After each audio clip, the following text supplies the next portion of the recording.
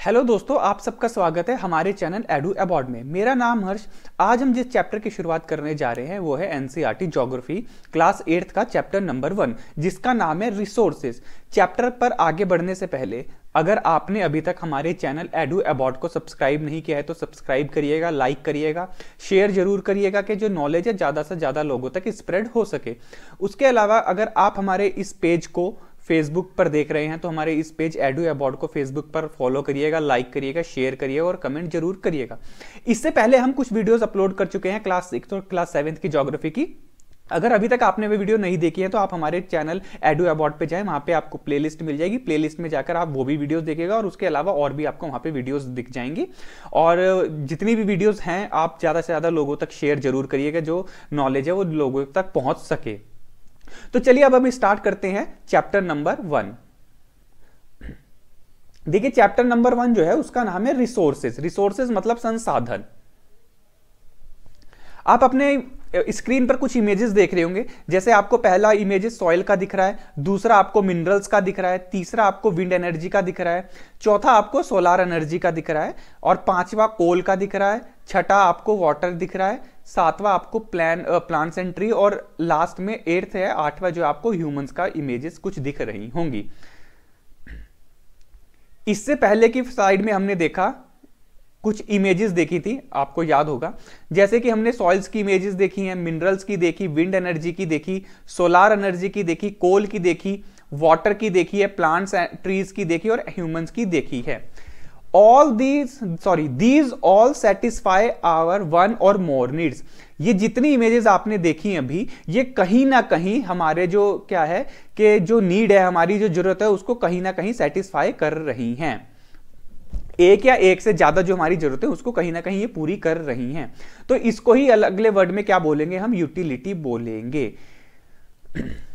Utility of resources given value to it. और यही जो जरूरतें हैं, यूटिलिटी जो हैं, यही रिसोर्सेज को वैल्यूएबल बनाती हैं। अब आप यह मान के चलिएगा कि सोलार एनर्जी है, अगर सोलार एनर्जी का अगर यूज ही ना पता हो कि वो किस तरीके से यूज होगी तो फिर वो रिसोर्स जो है वो बेकार जाएगा। तो हमें उसे नॉलेज है, हमने उसे यूटिलाइज करा कि हम उससे बिजली बना सकते हैं और बिजली बनाया तो ये वैल्यूएबल हो गई। जब तक उसे हम नहीं जान सकते थे कि वो सोलार एनर्जी का किस तरीके से यूज कर सकते हैं, तब तक वो भी कोई रिसोर्सेज वैल्यूएबल रिसोर्स नहीं था। हमें पता लगा कि धूप है, धूप की किरणों से एक हम ऐसा यंत्र बनाए कि सोलार एनर्जी जिससे वो धूप से बिजली उत्पन्न हो और उत्पन्न के बाद वो एक वैल्यूएबल बन जाए। तो इसी प्रकार से सोलार जो एनर्जी है वो वैल्यूएबल बन चुकी है आज की डेट में। उसके अलावा but some resources have economic value whereas some do not. कुछ जो रिसोर्सेज हैं उनकी इकोनॉमिक वैल्यू बहुत होती है और कुछ की नहीं होती है। जैसे कोल हो गया आपका, कोयला, मिनरल्स मतलब खनिज, मेटल्स हो गए आपके, पेट्रोलियम हो गया, ये जो सब क्या है, इनकी इकोनॉमिक वैल्यू जो है वो बहुत ही ज्यादा है। मतलब इनका आप इकोनॉमिक देखेंगे तो बहुत सी कंट्री का इकोनॉमिक तो इन्हीं पे ही टिका हुआ है। जैसे पेट्रोलियम पे टिका हुआ है, तो इसी तरीके से इकोनॉमिक वैल्यू इसकी है। But beautiful nature, scenery, good weather, folk songs, affection of family member and friends और a housewife does not have economic value. उसके अलावा आप देखेंगे, आप पहाड़ों पे जाएंगे तो वहां की आपको इकोनॉमिक वैल्यू कुछ नहीं दिखी। जो सीनरी आपको पहाड़ दिखेंगे वहां पे कोई इकोनॉमिक वैल्यू नहीं दिखेगी। जो वहां पे आपको एक अच्छा वेदर मिलेगा उसकी आपको कोई इकोनॉमिक वैल्यू नहीं दिखेगी। आपके यहाँ फोक सॉन्ग होते हैं उसकी आपको कोई बहुत ज्यादा वैल्यू नहीं दिखेगी। तो यही है कि कुछ रिसोर्सेज जो हैं उसकी वैल्यू, इकोनॉमिक वैल्यू बहुत है और कुछ की नहीं है। Some resources become economically valuable with time. जो कुछ रिसोर्सेज हैं वो समय के साथ साथ उसकी इकोनॉमिक वैल्यू क्या होती है, बहुत ज्यादा बढ़ जाती है, इकोनॉमिकल वैल्यू उसकी बढ़ जाती है जिस रिसोर्सेज की। For example, home remedies for sickness can become economically valuable if they get patent and sold by a medicine for. अब आप देखिएगा कि जो कोई होम रेमेडीज है, मतलब जो घर पे बनी हुई जो दवाइयां वगैरह है, जब कोई बीमार हो जाता है उसको दी जाती हैं, अगर वो घर तक दी जाती हैं तब तक तो उसकी इकोनॉमिक वैल्यू कुछ ज्यादा नहीं रहेगी। पर उसको पेटेंट करवा लिया जाए और उसके बाद उसे मेडिसिन के रूप में बेचा जाए तो बहुत ज्यादा इकोनॉमिक वैल्यू उसकी बढ़ जाएगी। अब आप देखिए पेटेंट का मीन क्या होता है। Patent mean exclusive right over any idea और इन्वेंशन, यानी कि विशेष अधिकार किसी भी आइडिया पे और इन्वेंशन पे किसी का विशेष अधिकार होता है, उसको ही पेटेंट बोलते हैं। अब आगे चलते हैं हम Thus from the discussion we can conclude that resource is anything that satisfy our needs or which has utility or usability. हमने एक डिस्कशन करा, ठीक है, और उसके बाद एक हमारे पास एक रिजल्ट निकल के आया, कंक्लूड आया कि that resource is anything that satisfy our need. कोई भी रिसोर्स हमारा जो सेटिस्फाई कर देता है हमारी नीड्स को और यूटिलिटी को, उसको ही हम क्या बोलते हैं, रिसोर्सेज बोलते हैं, utility. Two factors that can change a substance into resources, time and technology. Time और टेक्नोलॉजी के साथ साथ क्या है, दो फैक्टर्स हैं, टाइम और टेक्नोलॉजी, जो किसी भी सब्सटेंस को रिसोर्स में बदल देते हैं. जैसे both of these are related to human needs, और ये दोनों ही टाइम एंड टेक्नोलॉजी जो है ये बोथ रिलेटेड किससे है, ह्यूमन नीड से रिलेटेड हैं. As time passes technology also change and resources become advance. जैसे जैसे टाइम पास हुआ टेक्नोलॉजी बढ़ी, टेक्नोलॉजी जो बढ़ी और वो चेंज हुई, उसी के हिसाब से रिसोर्सेज जो है वो भी एडवांस हुए.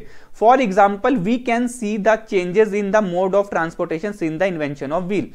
अब हम एक एग्जाम्पल देखेंगे, change in mode of transportation, जो ट्रांसपोर्टेशन मोड है उसमें चेंज हुआ. जैसे इन्वेंशन ऑफ व्हील, जब से इन्वेंशन ऑफ व्हील आया तो उसमें ट्रांसपोर्टेशन में क्या हुआ, चेंजेस की बहुत ज्यादा चेंजेस हुए उसमें. अब हम क्लासिफिकेशन करते हैं कि भाई क्लासिफिकेशन जो है वो हम किस आधार पे करते हैं, क्लासिफिकेशन किसका, हम रिसोर्सेज का क्लासिफिकेशन किसके आधार पे करते हैं. देखिए resources, natural resources, human man made और ह्यूमन, बस कितने, एक तो नेचुरल रिसोर्सेज हो गया, एक ह्यूमन मैन मेड या ह्यूमन मेड हो गया, और तीसरा ह्यूमन रिसोर्सेज. अब हम आ जाते हैं एक्चुअल रिसोर्सेज क्या हैं. अब हम ये जो नेचुरल रिसोर्सेज हैं उसको डेवलपमेंट एंड यूज के हिसाब से हमने जो डिवाइड कैटेगराइज करा है वो ये है. एक तो एक्चुअल रिसोर्सेज है और दूसरा है पोटेंशियल रिसोर्सेज. अब हम बात आते हैं कि एक्चुअल रिसोर्सेज क्या होगा. देयर क्वांटिटी इज नोन, जिसकी क्वांटिटी हम जानते हैं वो एक्चुअल रिसोर्सेज हैं. उसके अलावा they are being used in the present, और ये आज भी हमारे प्रेजेंट में यूज हो रहे हैं एक्चुअल रिसोर्सेज. जैसे एग्जांपल में कोल डिपॉजिट्स ऑफ रूहुर इन जर्मनी, जो रूहुर एक जर्मनी में जगह है, वहां पे कोल डिपॉजिट जो है उसके बहुत ज्यादा वहां पे कोल डिपॉजिट है. ऐसे ही पेट्रोलियम जो है वो वेस्ट एशिया में, black soil of Deccan plateau in Maharashtra in India, और ब्लैक सॉइल जो है डेक्कन प्लेट्यू में और महाराष्ट्र में जो लाई करता है.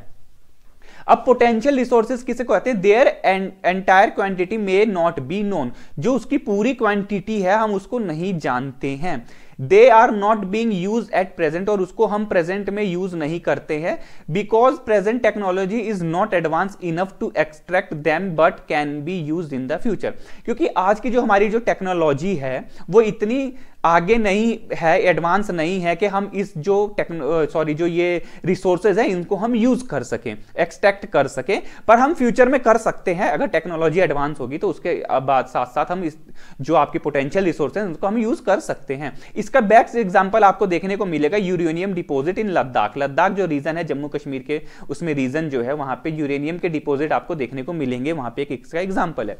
तो हम जल्दी से जान लेते हैं कि natural resources on the basis of development and use, और डेवलपमेंट एंड यूज के हिसाब से हमने जो कैटेगराइज करा है तो वो कौन कौन से हैं. देखिए एक्चुअल रिसोर्सेज, एक्चुअल रिसोर्सेज हम उसको कहेंगे जिसकी क्वांटिटी हमें पता है और अब हम प्रेजेंट में उसको यूज कर रहे हैं. इसका एग्जांपल है कोल डिपॉजिट रूहुर जर्मनी में, उसके अलावा वेस्ट एशिया में पेट्रोलियम, और डेक्कन महाराष्ट्र में ब्लैक सॉइल डेक्कन प्लेट्यू की.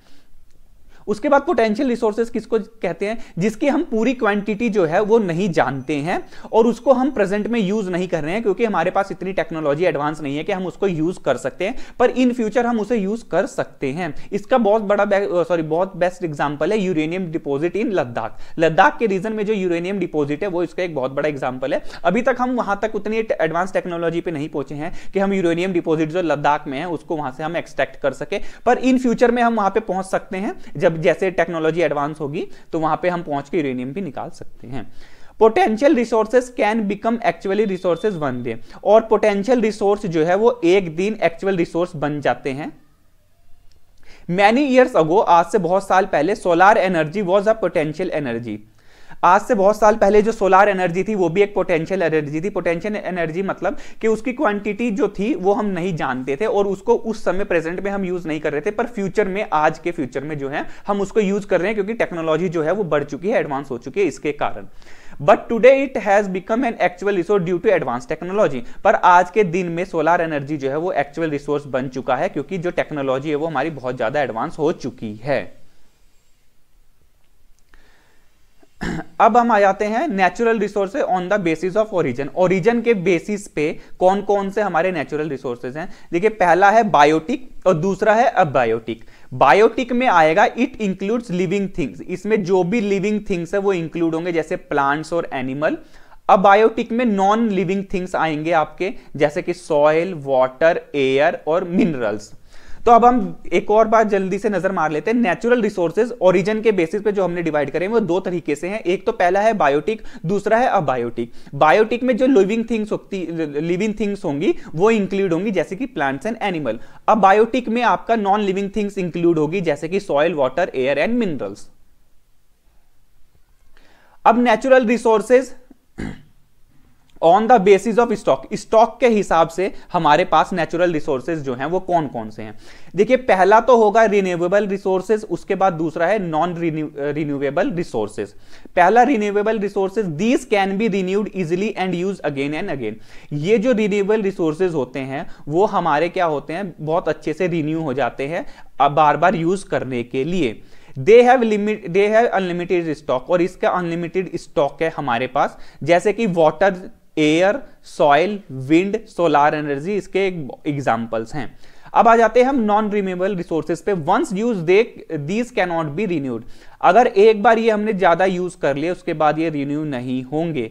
दे हैव लिमिटेड स्टॉक, और इसका एक बहुत ही लिमिटेड स्टॉक है, बहुत ज्यादा अनलिमिटेड स्टॉक हमारे यहाँ पे नहीं है। जैसे कि आपका मिनरल्स हो गया, कोल्स हो गया, पेट्रोलियम हो गया और नेचुरल गैसेज हैं, ये इसके एग्जाम्पल्स हैं। It should be noted that careless use of some renewable resources can affect their stock. जैसे कि हमें नोट करना चाहिए, केयरलेस हो जाते हैं। जैसे कि आप मान के चलिएगा कि पानी है, कहीं पे आपने पानी देखा कि पानी बहुत ज्यादा बह रहा है, वो टंकी खराब है, तो हम लोग, बहुत से लोग क्या है, उस टंकी को सही नहीं करवाते, पानी गिरने देते हैं। पानी जो है एक रिन्यूएबल रिसोर्सेज है, बहुत अच्छी बात है, पर अनलिमिटेड स्टॉक भी है। पर आपने कभी कभी देखा होगा कि कहीं कहीं पे आपको देखने को मिलता होगा जो ग्राउंड वाटर है बहुत ज्यादा लेवल डाउन चला गया है। अगर ऐसे ही आप लातूर की तरफ, महाराष्ट्र की तरफ जाएंगे, वहां पे आप देखेंगे तो वहां पे जो रेनफॉल है वो बहुत ही ज्यादा कम एरिया में होती है, तो वहां पे सूखाग्रस्त होता है, वहां पे पानी की जो कमी है वो होती है, वहां पे ग्राउंड वाटर बहुत ज्यादा डीप में पहुंचता है एज कंपेरिजन टू आप जैसे यूपी वगैरह में रहेंगे तो।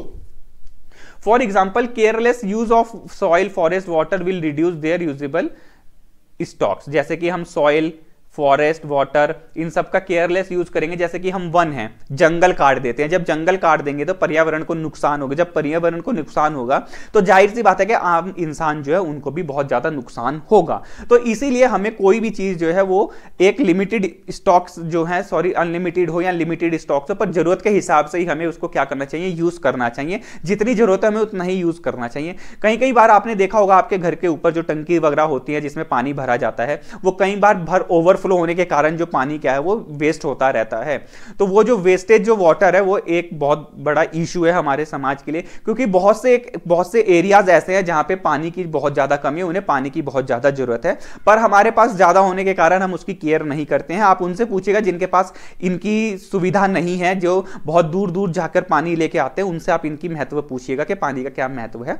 तो इसीलिए अगर आपकी टंकी वगैरह या कोई भी आपका वाटर जो भी है ज्यादा वेस्ट ना करें, लिमिटेड यूज करें, आप जहां तक आपका हो सकता है वहीं तक आप यूज करें, उससे ज्यादा डिप्लेशन ना करें किसी भी चीज का।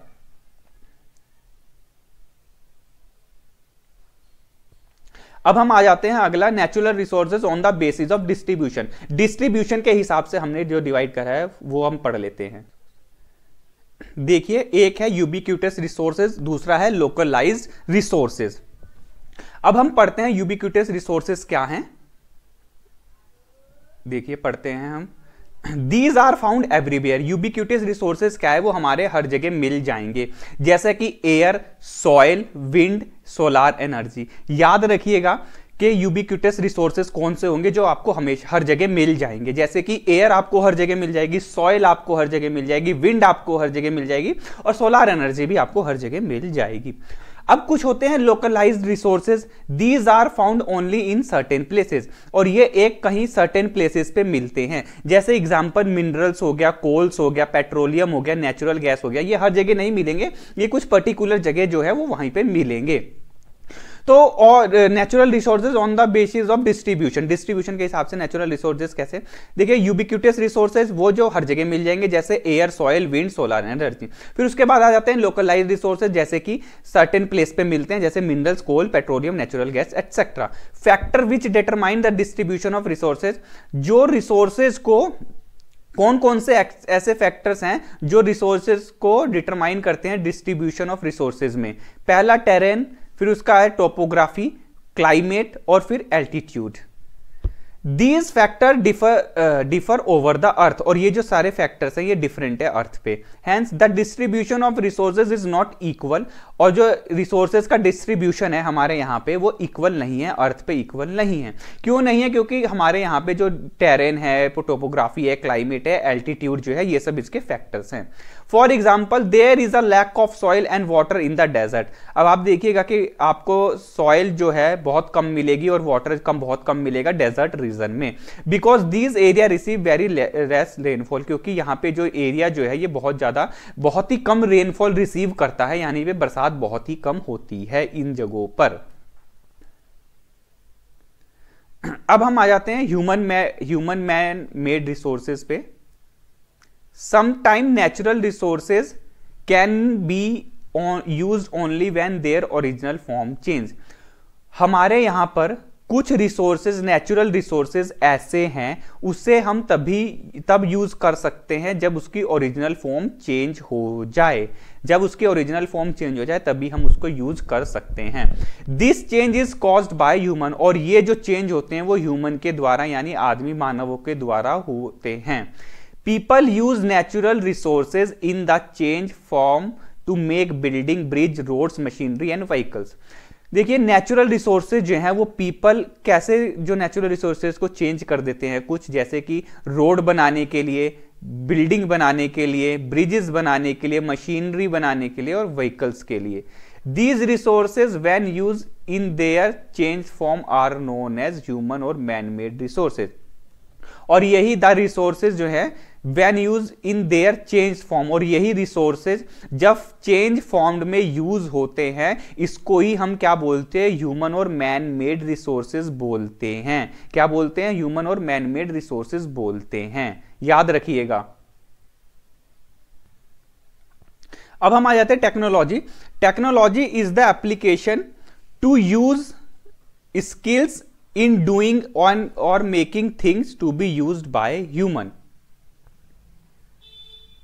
देखिए टेक्नोलॉजी को हिंदी में प्रौद्योगिकी कहते हैं। किसी वस्तु बनने में नवीन ज्ञान का अनुप्रयोग ही क्या कहते हैं? टेक्नोलॉजी कहते हैं। Is the application to use skill in doing और making things to be used by humans. अब आ जाते हैं हम रिसोर्स कंजर्वेशन पे। किस पे? रिसोर्स कंजर्वेशन पे। Resource conservation means using resources carefully and giving them time to get renewed। Resource conservation पे ध्यान रखिएगा कि क्या है, हमारा रिसोर्सेज है, रिसोर्स को यूज करो केयरफुली और उसको टाइम दो कि वो रिन्यू हो सके, उसको ही क्या बोलेंगे? रिसोर्स कंजर्वेशन बोलेंगे। It means to ensure all use of renewable resources are sustainable. याद रखिएगा कि ऑल जो भी रिन्यूएबल रिसोर्सेज हैं वो क्या है? Sustainable. The diversity of life on earth is conserved. जो डाइवर्सिटी है अर्थ पे लाइफ है वो कंजर्व्ड है। The damage to natural environment system is minimize, यानी कि जो नेचुरल एनवायरनमेंट है उसको डैमेज करो बहुत कम से कम। These are many ways of conserving resources, और ये बहुत सारे रिसोर्सेज का कंजर्व करने का आइडियाज हैं। Each of us can contribute in conserving resources by reducing consumption, recycling and reusing things। और जहां तक हो सके कि जो रिसोर्सेज हैं उसको रिड्यूस करो, कंजम्पशन जो है उसकी रिड्यूस करो, या फिर उसे रिसाइकिल करो, रीयूज करो थिंग्स को, तब जाके हमारा जो रिसोर्स है वो क्या होगा, कंजर्व हो जाएंगे, कंजर्वेशन हो जाएंगे, मतलब उनको बचाया जा सकता है। अब आ जाते हैं हम सस्टेनेबल डेवलपमेंट। सस्टेनेबल डेवलपमेंट क्या है? इट मीन द जुडिशियस यानी carefully use of resources so that beside fulfilling the present need it should be also available for the future generation. Sustainable development क्या है? बहुत इजी वे में समझिएगा।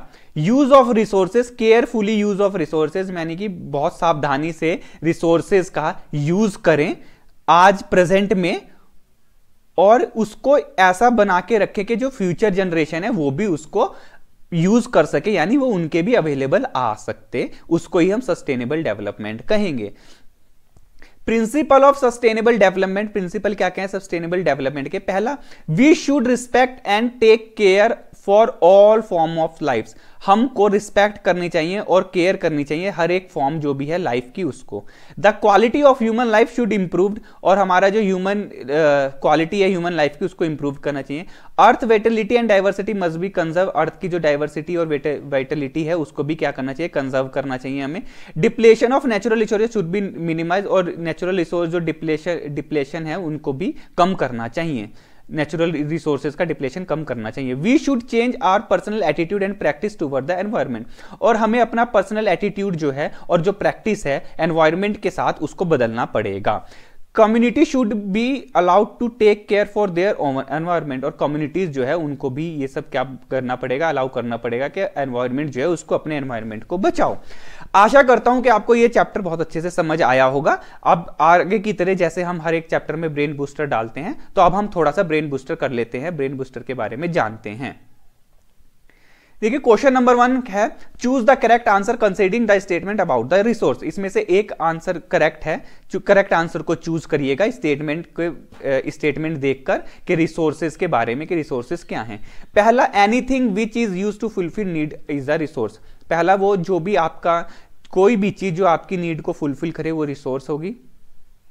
The substance which is usable become a resource, और कुछ substance जो usable है आगे रिसोर्सेस में। पहला, और sorry C, time and technology do not make substance a resource. जो टाइम और टेक्नोलॉजी है वो सब्सटेंस को मेक नहीं करती है रिसोर्सेस के वे में। पहला A question A and B answer है उसका। बी का question B, sorry option B का ए और सी का बी और सी, और डी का A B C. Question number 2 आ जाते हैं असर्शन एंड रीजन पे। Assertion, people themselves are important resources. People जो हैं वो अपने आप में ही एक इंपॉर्टेंट रिसोर्सेज हैं। The idea, knowledge and invention of the people create more resource. जब इंसान के पास आइडिया होगा, नॉलेज होगी और इन्वेंशन होगी, तो हमारे पास क्या, बहुत सारे रिसोर्सेज होंगे। उसके अलावा मतलब वो बहुत सारे रिसोर्सेज पैदा कर सकते हैं। इसमें से कौन सा आंसर सही है? ऑप्शन ए है, both A and R right. मतलब कि ए और आर तो सही है, पर आर जो है उसका ए का बहुत करेक्ट एक्सप्लेनेशन नहीं है। Both, option B, both A and R right. दोनों ही ए ऑप्शन और आर, असर्शन और रीजन दोनों ही क्या हैं, राइट हैं, पर आर जो है उसका करेक्ट एक्सप्लेनेशन नहीं है, ए का करेक्ट एक्सप्लेनेशन नहीं है। Option C, A is right but R is wrong, यानी कि ए जो है वो तो सही है और बी जो है वो क्या है, गलत है। Option D, A is wrong but R is right, यानी कि ए जो असर्शन है वो गलत है और रीजन जो है वो सही है। On the basis of their distribution resources can be classified. Distribution के हिसाब से हम रिसोर्सेज को कैसे क्लासिफाई करते हैं? पहला, renewable and non renewable resources. दूसरा, बायोटिक। तीसरा, यूबिक्यूटस एंड लोकलाइज्ड। और चौथा जो है actual and potential resources. Question number 4 पे आ जाते हैं हम। क्वेश्चन नंबर 4 क्या कहता है? Using resources carefully and giving them time to get renewed is called.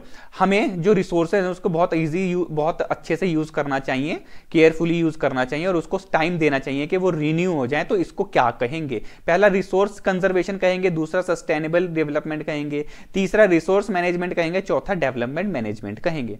Question number 5, resources which are found in a region but have not be utilize are known as. वो resources जो एक reason में तो found मतलब मिलते हैं, पर उसके अलावा आज तक हम उसको यूटिलाइज नहीं करे हैं, तो उसको क्या बोलेंगे? पहला, waste resource. B option, valuable resource. C, potential resource. D, actual resource. Question number 6, on the basis of origin in how many man how many groups are resources classified?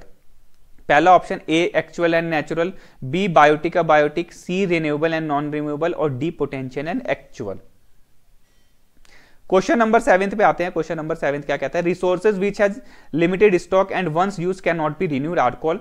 वो रिसोर्सेज जिसके बहुत लिमिटेड रिसोर्सेज हैं और अगर हमने एक बार उसको use कर लिया तो वो रिन्यू नहीं होंगे, तो उन रिसोर्सेज को हम क्या बोलेंगे? पहला actual resource, B abiotic resource, C renewable resource और या डी नॉन रिन्यूएबल रिसोर्सेज।